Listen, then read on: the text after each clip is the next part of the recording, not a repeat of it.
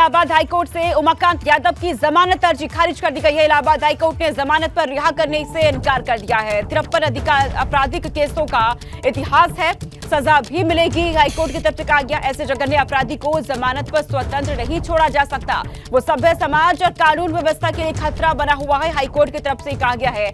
Justice DK Singh की single bench ने यह आदेश दिया है। आपको बता दें कि विश्व बैंक की सहायता से 1963 में नजूल भूमि पर गांधी आश्रम बनकर तैयार हुआ। आश्रम के इंचार्ज लालचंद यादव ने फूलपुर थाने में FIR दर्ज कराई, जिसके बाद उसके बेटों रविकांत यादव और दिनेश यादव और कई अज्ञात लोगों ने गांधी आश्रम का ताला तोड़कर दस्तावेज और सरकारी संपत्ति लूट ली। साथ ही आश्रम को अपना बताते हुए अवैध कब्जा करा। पता चलने पर FIR दर्ज कराई गई।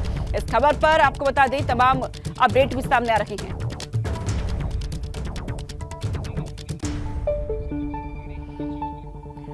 और इस बीच उमेश पाल हत्याकांड से जुड़ी बहुत बड़ी खबर सामने आ रही है। अतीक अहमद के घर के पास से संदिग्ध कार बरामद हुई है। आशंका है कि वारदात में इसी कार का इस्तेमाल हुआ है। हमलावर इसी कार पर सवार होकर वारदात के लिए पहुंचे थे।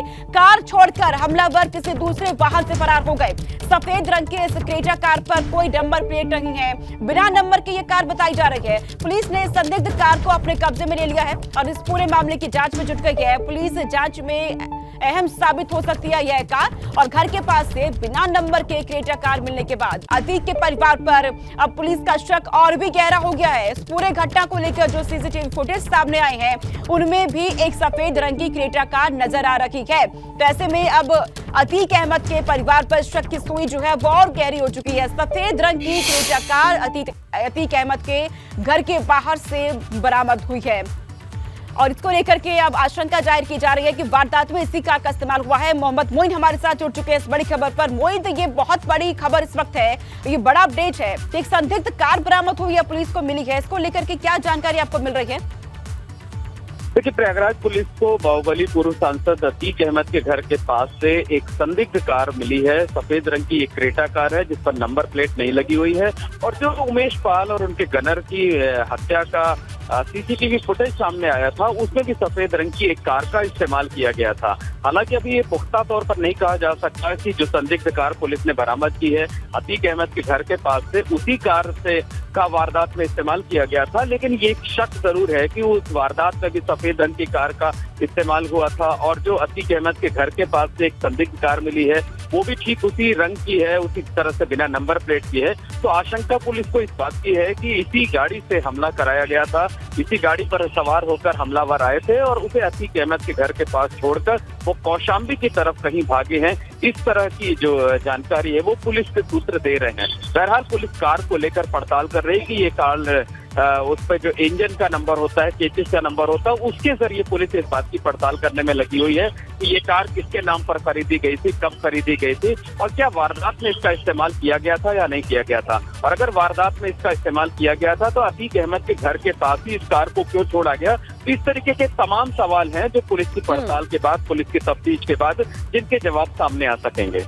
बिल्कुल बिल्कुल मोइन, आपके पास लौटती हूँ, लेकिन इस वक्त दो तस्वीरें हम टीवी स्क्रीन पर दिखा रहे हैं। इसमें साफ तौर पर यह दिख रहा है कि जो दो कारें हैं, जो घटना के वक्त जो कार वहां पर मौजूद थी उसमें नंबर मौजूद है, यानी कि नंबर प्लेट गाड़ी में, लेकिन जो कार अतीक अहमद के घर से बाहर से बरामद हुई है संदिग्ध कार पर नंबर प्लेट नहीं है। और यही वजह है कि आशंका जाहिर की जा रही है कि वारदात में इस कार का इस्तेमाल हुआ होगा।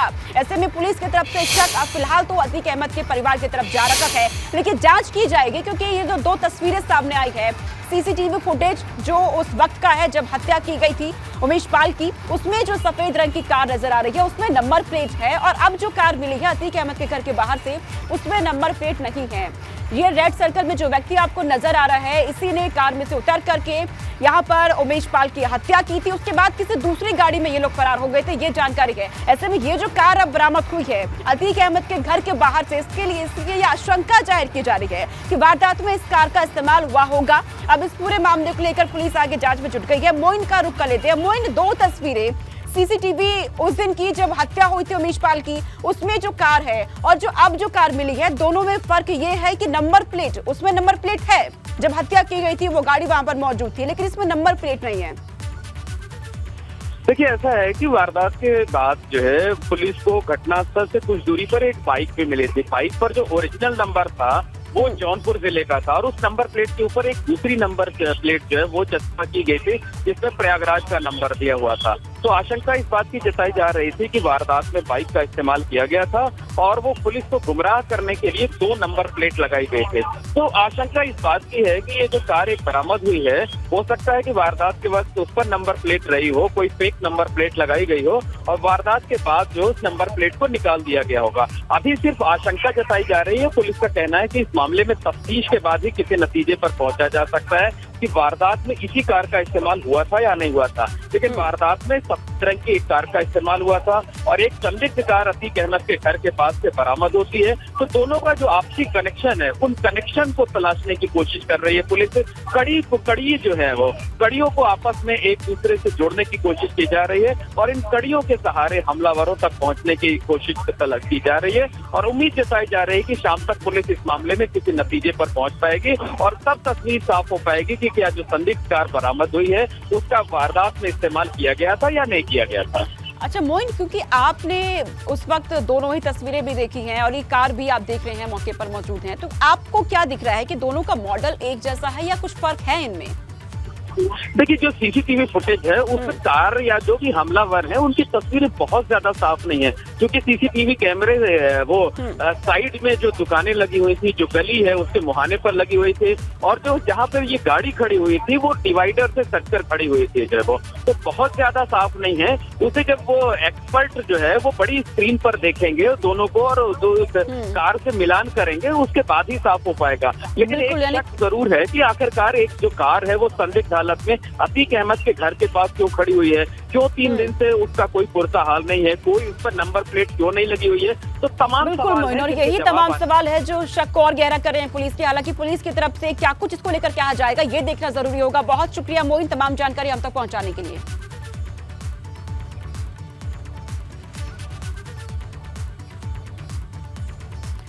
और अब खबर लखनऊ से है। लखनऊ में आज सीएम योगी नियुक्ति पत्र बांटेंगे। दारोगा भर्ती के चयनित अभ्यर्थियों को नियुक्ति पत्र बांटा जाएगा। इंदिरा गांधी प्रतिष्ठान में कार्यक्रम का आयोजन हो रहा है।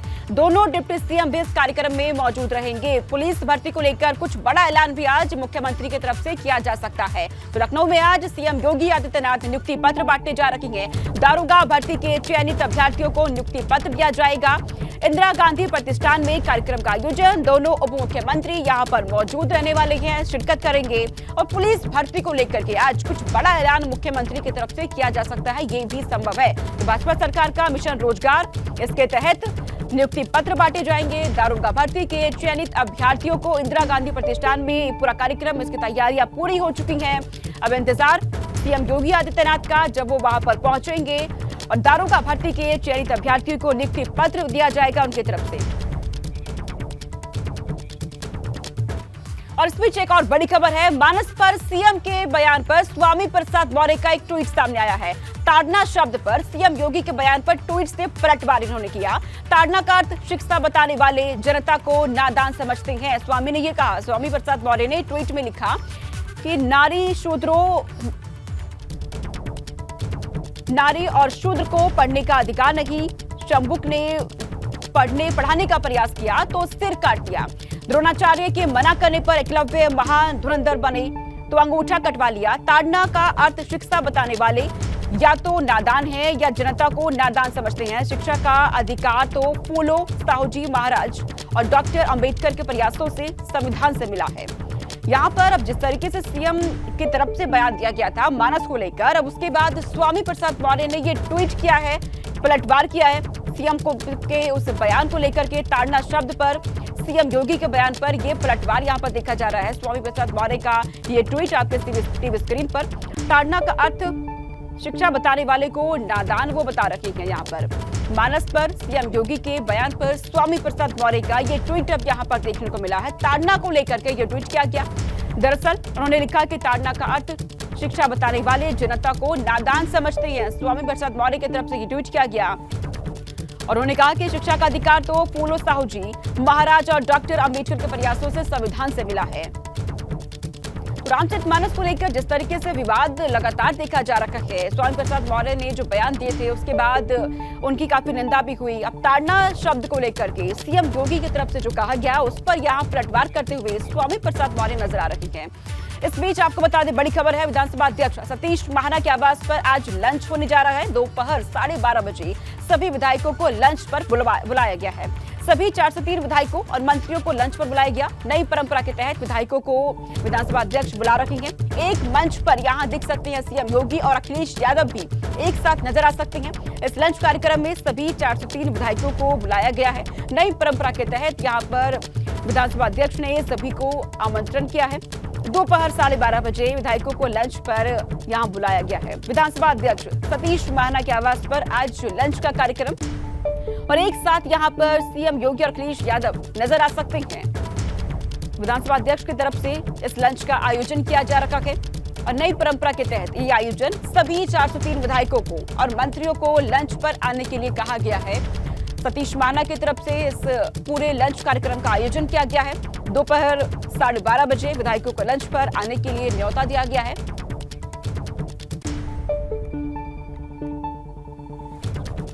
तो महाना का बजट भोज का संदेश क्या है, अब आप ये जान लीजिए। विधानसभा स्पीकर सतीश महाना विधायकों को लंच आज देने वाले हैं। दोपहर 12:30 बजे सतीश महाना के आवास पर लंच का ये पूरा कार्यक्रम होने जा रहा है। इसमें सभी 403 विधायकों को न्योता दिया गया है। नई परंपरा के तहत विधायकों को लंच पर आने के लिए कहा गया है। नई परंपरा के तहत सभी विधायकों को बुलाया गया है, मंत्रियों को बुलाया गया है। सतीश महाना के आवास पर लंच का आयोजन किया गया है। लंच में सीएम योगी भी मौजूद रहेंगे, अखिलेश यादव भी नजर आएंगे और साथ ही शिवपाल यादव भी लंच में मौजूद रहने वाले हैं। तो यानी कि यहाँ पर एक ही मंच पर सीएम योगी आदित्यनाथ, अखिलेश यादव अब नजर आएंगे। लंच करते दौरान सतीश महाना के आवास पर लंच का आयोजन नई परंपरा के तहत विधायकों को आने के लिए कहा गया है, न्योता दिया गया है।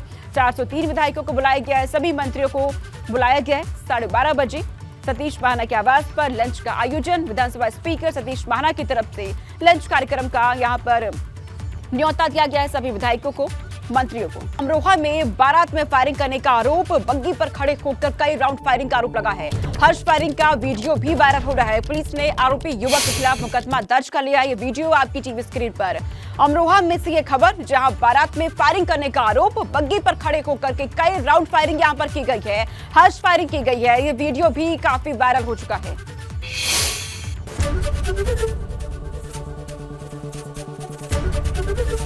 एबीपी गंगा, खबर आपकी, जुबान आपकी।